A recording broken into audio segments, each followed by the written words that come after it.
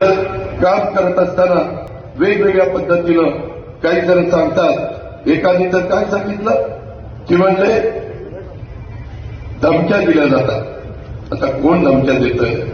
अहो एवढे तुम्ही सगळे बोलताय, घर खाली मान घालून गुमानी ऐकतोय. काही बघितलं का? कोणाला धमकी दिली का? मी धमकी देत बसलो असतो तर एवढ्या मतांनी लोकांनी मला निवडून दिलं असतं का? आज मी आपल्याला सगळ्यांना सांगेन, सकाळी माझ्याकडे किरण तावडे आणि काही जण होते. सुवर्ण दत्तात्रय पवार, शारदानगर, शिपाई, डे स्कूलची शारदानगरची, 10 वर्ष काम करत होती. 3 दिवसापूर्वी तिला कामावरून कमी केलं गार्गी मॅडम यांनी आणि निरोप दिला, तुझा मुलगा घड्याळाचं काम करतोय, तुला उद्यापासून कामावर यायचं नाही.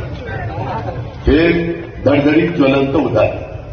शारदानगरच्या परिसरामध्ये मीटिंग घेऊन काय काय चाललंय आणि कुणाकुणाला काय दमदाटी केली जाते, उगीच कशाला काही पण थापा मारायच्या, त्याच्यामध्ये कुणाचं हे पण आपल्याला नाकारता येणार नाही, विसरता येणार नाही.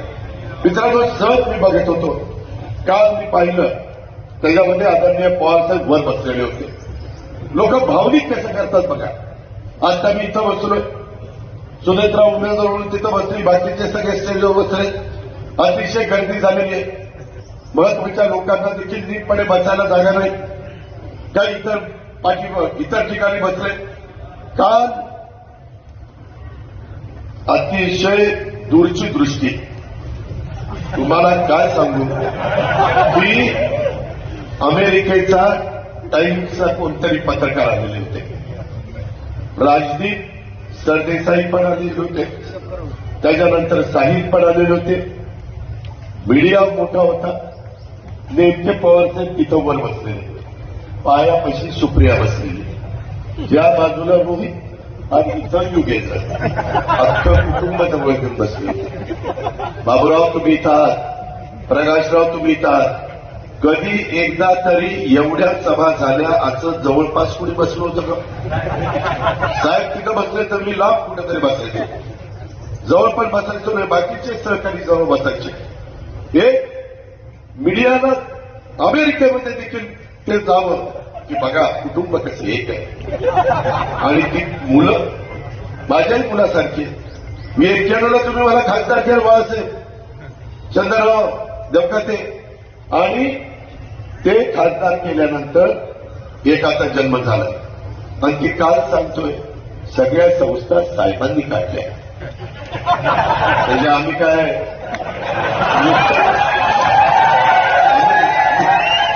केलं? 31-32 वर्ष मी नुसतं शांत बसलो, काहीच मी केलं नाही. ही बारामतीची काही सुधारली, ती इतरांच्याच मुळे सुधारली. अजितचा गाडीचा संबंध नाही, त्याचा कुठंतरी विचार करा. एवढ्यावरच नाही, मला तर त्यांनी सांगितलं, मी आता इथं चंद्ररावना बाळासाहेब आहेत, त्याच्यामध्ये सगळ्या गोष्टीला मी उल्लेख करणार नाही, कारण त्या गोष्टीला मला फार महत्व द्यावंसं वाटत नाही. पण त्या संदर्भामध्ये सगळ्या संस्था साहेबांनी आणल्या. बारामती घरातो छत्रपती सहकारी साखर कारखाना पुढे आणला, जाकर बंधूंनी आणला. माळेगाव सहकारी साखर कारखाना पुढे आणला, शेळवेकरांनी आणला. जाधवराव बाकीचे सगळे मान्यवर तयार होते. सोमेश्वर कारखाना पुढे आणला, मुकुटराव अप्पांनी आणला. हे सगळं जगजाहीर आहे ना. त्याच्यानंतर खरेदी विक्री संघ पूर्वीचाच होता, बाळासाहेब पूर्वीच होता, आपल्या काळात नाही निघाला. त्याच्यानंतर बारामती बँक पूर्वीच होती. पोपटराव तुपे आणि कोणी त्याच्या आधीच्या काळामध्ये काम करत होते, फार काही उदयाला आलेली नव्हती. खंडागे गुजवडीचे खंडागे, हा खंडेराव खंडागे. पण ठीक आहे, माझं काही चुकलं तर सावरून घ्या. त्याच्यामध्ये बारामती बँक त्यावेळेची मार्केट कमिटी कधीची आपली आहे, फार पूर्वीपासूनची. नगरपालिका कधीची आहे, 1865. पुण्याचे तुमच्या आमचे एकाचाही जन्म झाला नव्हता. संस्था सगळ्या त्यांनी काढल्या, पण जन्म झाला नव्हता. काय डोकं सांगतं. त्याच्यामध्ये फक्त एक